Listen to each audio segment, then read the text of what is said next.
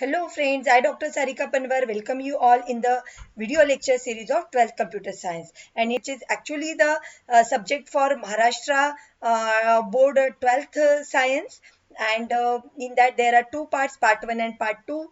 And specifically we are starting with chapter 3. Name of the chapter 3 is C++ programming. Why we have started this chapter first? Because it has the highest weightage in part 1. Already I have posted 4 videos on the topic. First video was there on difference between procedural programming and object oriented programming, then objects and classes, and some examples of C++ programming in using object and classes, so that we have seen. And next topic we are going to discuss is pointers to object. So before that, again I will just revise the classes and object concept in C++. So in C++, classes and objects are the fundamental concepts of object oriented programming. Without objects and classes, without the class definition, OOP cannot be possible. They help in organizing and managing the code in more structured and reusable way. So and what is class? Class is a blueprint for creating the object. मतलब अगर हमें object बनाना है तो उसका class बनाना पड़ेगा, ठीक है. तो class is nothing but the blueprint of the object. It defines. अब क्लास के अंदर क्या क्या रहता है, क्या डिफाइन होता है? It defines a data type by bundling the data and methods. मतलब क्लास के अंदर एक कुछ डेटा होता है और मेथड्स होते हैं. मेथड्स मतलब functions that operate on the data, okay, into or and that are bundled into a single unit, which is nothing but a class. So what is the class? Think of a class as a template for an object. An object is an instance of class. ठीक है, मतलब हम पहले class बनाते हैं, class का definition पहले लिखते हैं, उसके बाद फिर उसके अंदर क्लास के अंदर हम फंक्शंस डिफाइन करते हैं, उस क्लास से रिलेटेड डेटा डिफाइन करते हैं, ठीक है, और फिर उसका जो इंस्टेंस बनाएंगे वो होगा object. So an object is an instance of a class. जब हम क्लास क्रिएट करते हैं तो मेमोरी इज नॉट अलोकेटेड, लेकिन जब हम ऑब्जेक्ट बनाते हैं, उस पर्टिकुलर क्लास को जो बिलोंग करेगा वो ऑब्जेक्ट बनाते हैं, तभी मेमोरी अलोकेशन होता है. ये सबसे इंपॉर्टेंट चीज है जो हमें ध्यान रखनी है. An object contains the actual values instead of just definition. Object oriented programming. This is the methodology that gives the programmer tools to make this modeling process easier. Software objects like real world objects have attributes and behavior.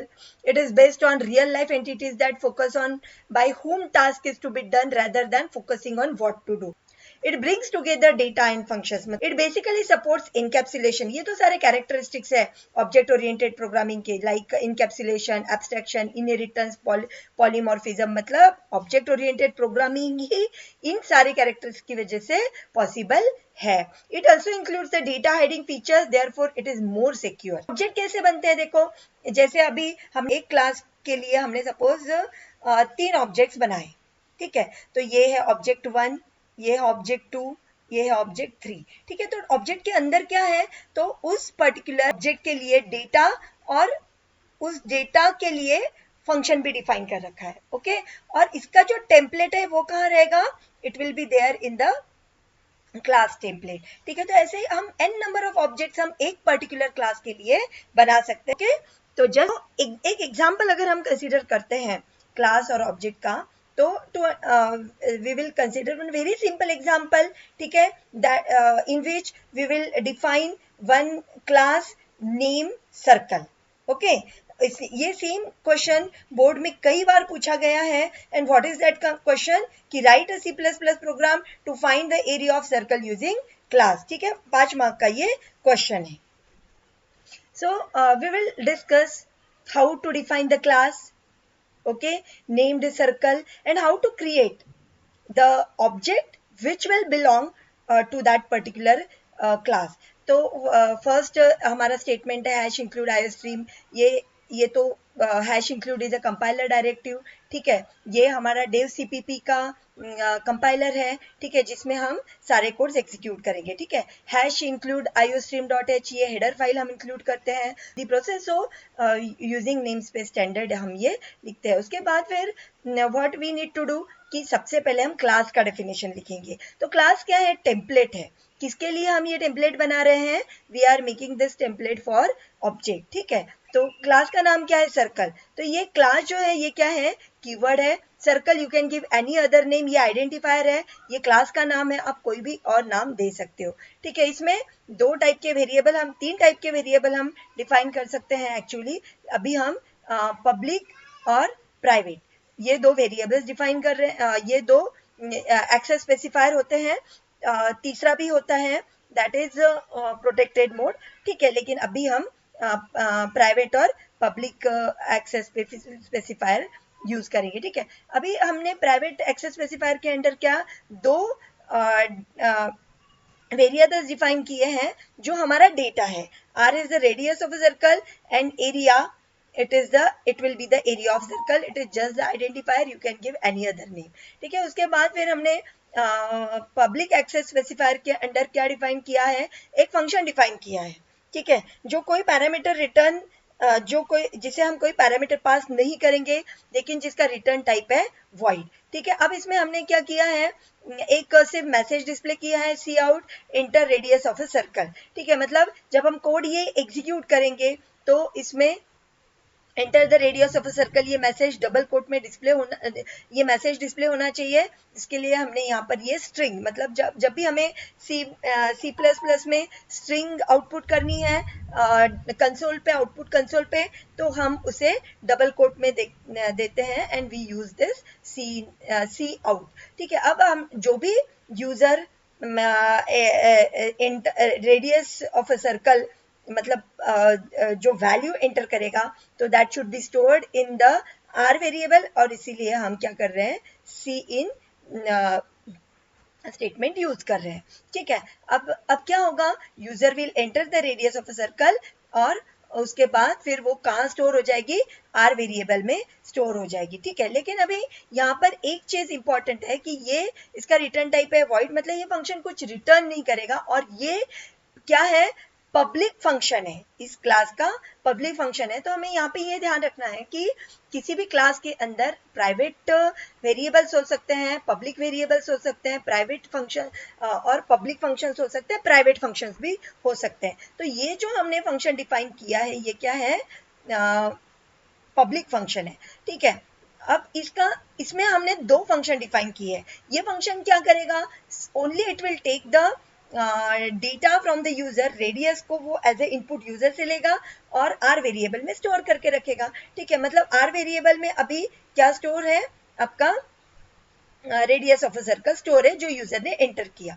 ठीक है, उसके बाद हमने एक और function define किया है जिसका नाम है एरिया ऑफ सर्कल। ठीक है, अब आप कोई भी, since I have told you earlier also that this is just the identifier, you can give any other name. ठीक है, इसका भी रिटर्न टाइप void ही है। ठीक है, अब यहाँ पर हमने एक सिंपल फॉर्मूला से एरिया कैलकुलेट करना है जो आर हमें ऑलरेडी हमारे पास है यूजर से लिया हुआ, उसका यूज करके हम एरिया कैलकुलेट करेंगे, area of circle which is general formula of area of circle, और वो हम एरिया वेरिएबल में स्टोर करेंगे जो हमने ऑलरेडी प्राइवेट वेरिएबल डिफाइन करके रखा है। ठीक है, उसके बाद हमने और एक फंक्शन लिखा है display function. Display function will just display the area of a circle. ठीक है, मतलब यहाँ पर सी आउट में क्या डिस्प्ले होगा? एरिया ऑफ सर्कल डिस्प्ले होगा।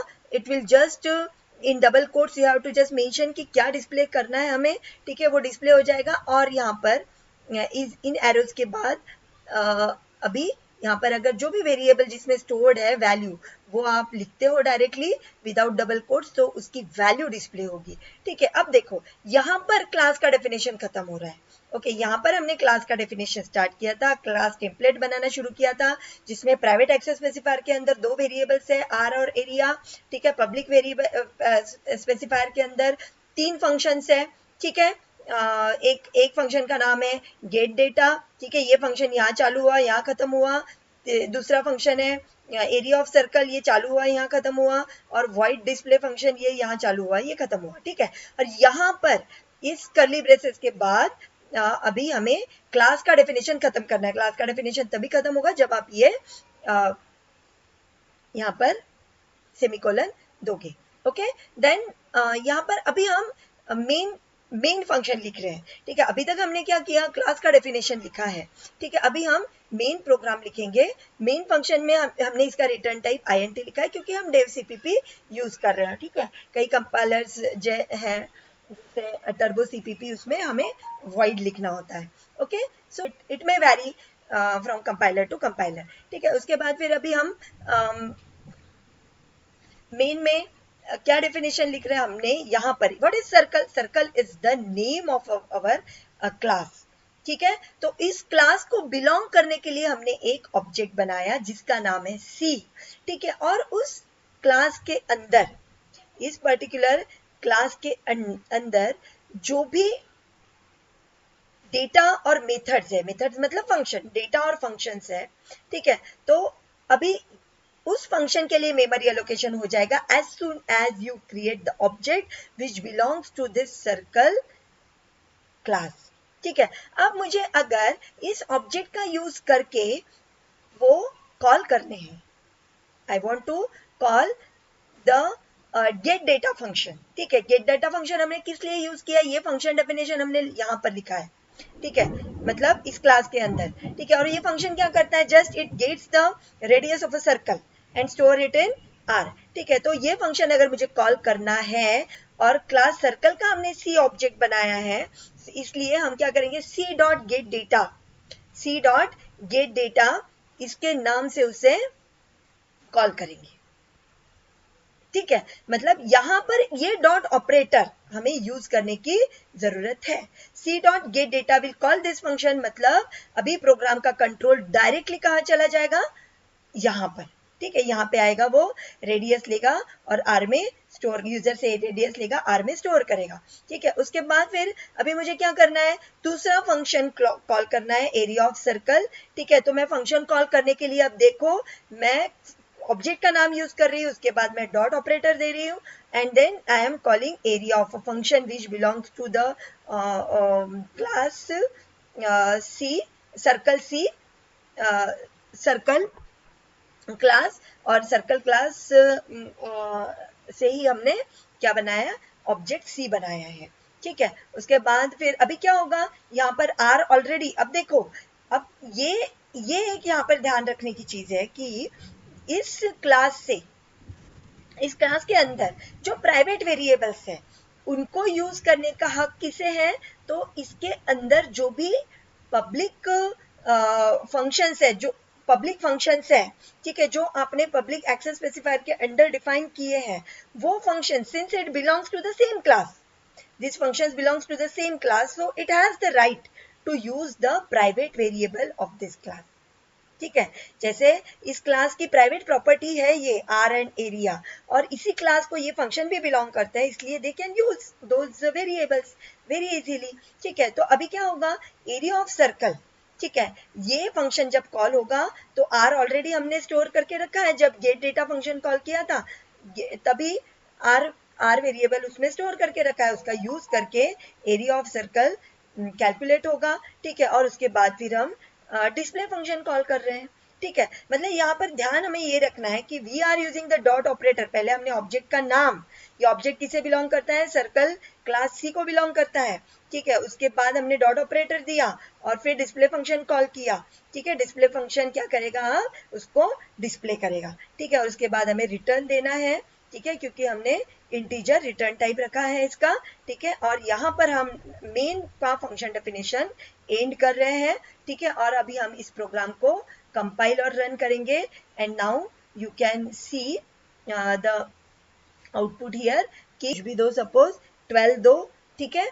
And now it will calculate the area of circle and it will be displayed, ठीक है। तो यहाँ पर ऑब्जर्व क्या करना है कि कैसे हमने यहाँ पर दो, एक क्लास के अंदर हमने मेथड डेटा डिफाइन किया पहले, ठीक है, ठीक है। उसके बाद हमने 3 मेथड्स भी डिफाइन किए, मेथड्स मतलब फंक्शंस भी डिफाइन किए, ठीक है। और फिर उसी क्लास से बाहर, उस टेबलेट से बाहर, फिर हमने क्या किया, उस पर्टिकुलर क्लास के लिए ऑब्जेक्ट डिफाइन किया, ठीक है। अभी हम यहाँ पर मोर देन वन ऑब्जेक्ट भी डिफाइन कर सकते हैं, जैसे सर्कल सी का एक ही ऑब्जेक्ट बनाया, ठीक है। तो अभी हम सपोज C1 डॉट C2 अगर मैं करती हूँ, ठीक है, तो यहाँ पर क्या होगा फिर अभी दो ऑब्जेक्ट्स क्रिएट हो जाएंगे, दो ऑब्जेक्ट क्रिएट होंगे तो मैं अभी मुझे C1 का अगर के लिए ये फंक्शन कॉल करना है C1 डॉट गेट डेटा, ठीक है, C1 dot area of circle and C1 dot display, ठीक है, तो अभी क्या होगा, ये उस पर्टिकुलर ऑब्जेक्ट को ही कॉल करेगा, ठीक है, 67, ठीक है, और उसका एरिया कैलकुलेट करके दिखाएगा, ठीक है, और अगर मुझे यही सारी चीजें C2 के लिए भी करनी है तो that also I can do it again, ठीक है, मतलब क्योंकि दो ऑब्जेक्ट क्रिएट हो रहे हैं, दो ऑब्जेक्ट क्रिएट होंगे तो ऑब्वियस सी बात है कि मेमोरी एलोकेशन दो बार होगा दोनों ऑब्जेक्ट के लिए, ठीक है, तो C2 dot get data, C2 dot area of circle and C2 dot display, ठीक है, अभी हम क्या करेंगे, फिर इसे एग्जीक्यूट करेंगे एंड व्हाट वी ऑब्जर्व कि यहाँ पर अभी दो एरिया ऑफ सर्कल पहले वाला C1 के लिए कॉल होगा, ठीक है, 4 सपोज एरिया दिया तो एंटर, हाँ, उसके बाद अभी फिर उसने मतलब पहले जो आपने रेडियस दी थी C1 ऑब्जेक्ट के लिए उसका रेडियस हमने R दिया था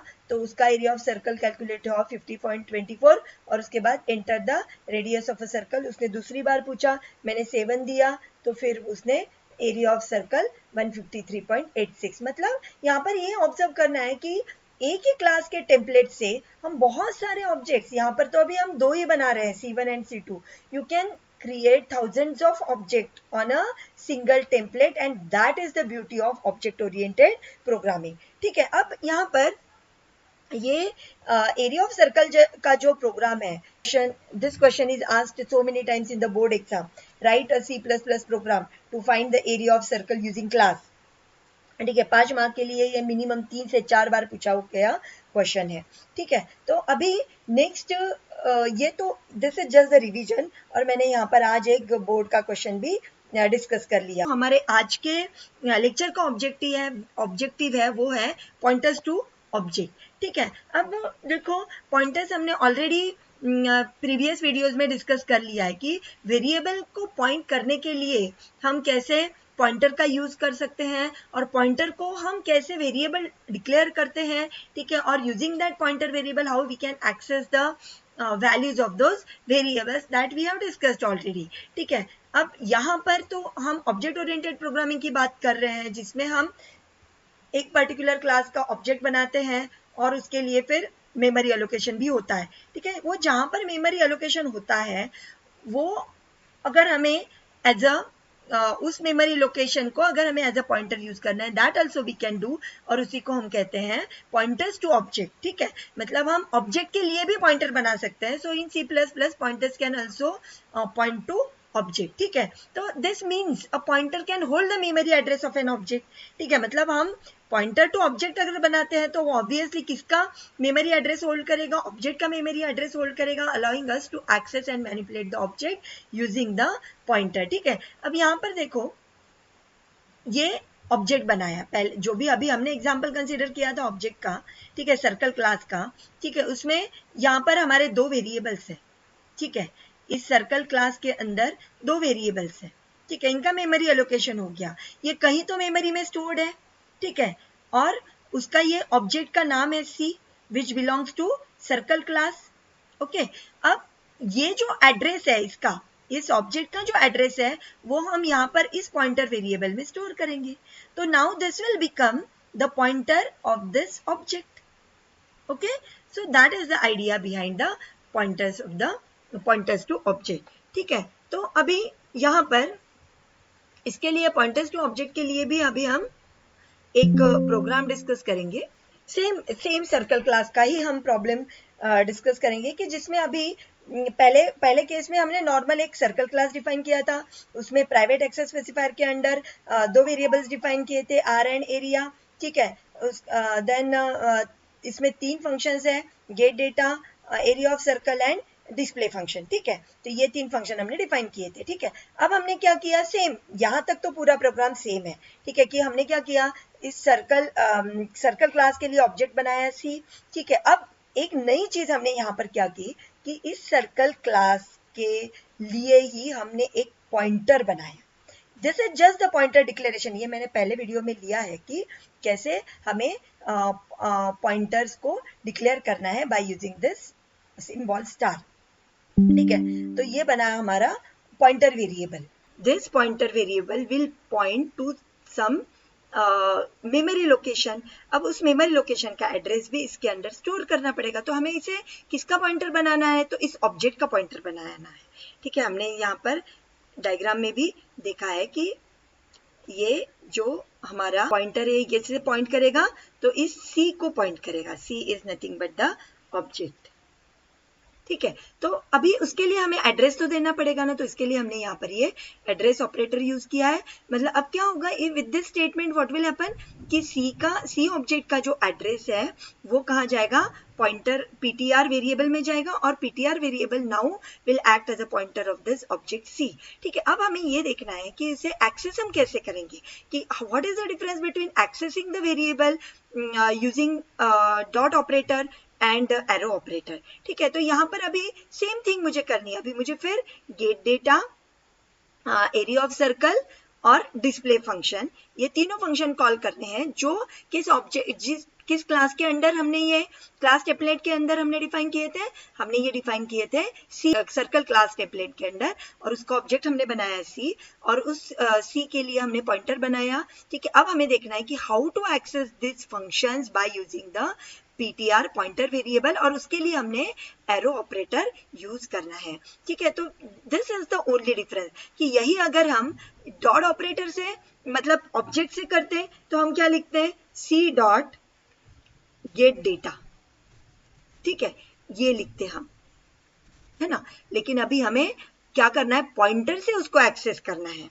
इसलिए हम ऐसा ना करके what we will do, we will access the functions which belongs to object C, okay, using what, the arrow operator। क्यों arrow operator यूज करना है, क्योंकि ये पॉइंटर है which is pointing to this particular object C। ठीक है, तो अभी उसके लिए हमने क्या किया, ptr arrow operator, ठीक है, और get data, उसके बाद ptr arrow operator area of circle, PTR arrow operator display function call किया। मतलब ये तीनों फंक्शंस सिक्वेंशियली एग्जीक्यूट होंगे। देखते हैं ये सेम वे से ये कोड एग्जीक्यूट होगा। ठीक है, तो एंटर रेडियस ऑफ सर्कल हमने 4 डाली। ठीक है, तो एरिया ऑफ सर्कल वो कैलकुलेट कर रहा है। ठीक है, what is the summary of this topic pointers to object, कि डिक्लेरेशन कैसे करना है। पहले अगर हमें किसी ऑब्जेक्ट के लिए पॉइंटर बनाना है तो क्या देना पड़ेगा, क्लास नेम होना चाहिए यहाँ पर। ठीक है, और उसके बाद स्टार, जो भी वेरिएबल को नाम देना है दैट इज अगेन आइडेंटिफायर। आप कोई अलग नाम, मैंने पीटीआर दिया, आप कोई अलग नाम भी दे सकते हो to declare a pointer to an object. पहले ये डिक्लेरेशन होना चाहिए। ठीक है, उसके बाद फिर आपको एड्रेस असाइन करना पड़ेगा। ठीक है, मतलब किस ऑब्जेक्ट का पॉइंटर बनाना है पीटीआर को, PTR is assign the address of this particular object. ठीक है, कोई भी, जैसे हमारे केस में सी था। ठीक है, तो PTR is equal to address operator and object का नाम आएगा। ठीक है, और अभी उसको एक्सेस कैसे करना है, तो since it is a pointer to object, ठीक है, तो हमें क्या करना पड़ेगा, we need to use the arrow operator. मतलब उस क्लास के अंदर जितने भी हमने मेथड्स और डेटा डिफाइन किया है उनको एक्सेस करने के लिए हमें एरो ऑपरेटर यूज करना पड़ेगा। So use the arrow operator to access member functions and variables. ठीक है, तो पीटीआर के बाद एरो ऑपरेटर आएगा and then function name will be there. Okay, और यही डिफरेंस है कि अगर हम ऑब्जेक्ट का अगर हमें करना है विदाउट यूजिंग द पॉइंटर तो हमें डॉट ऑपरेटर यूज करना पड़ेगा उस फंक्शन को कॉल करने के लिए, और अगर हमें ऑब्जेक्ट पॉइंटर यूज करना है तो एरो ऑपरेटर यूज करना पड़ेगा। Okay, so that is the main difference. ठीक है, if you liked the content of this video, then I request you to please like and subscribe my channel. Thank you so much, students.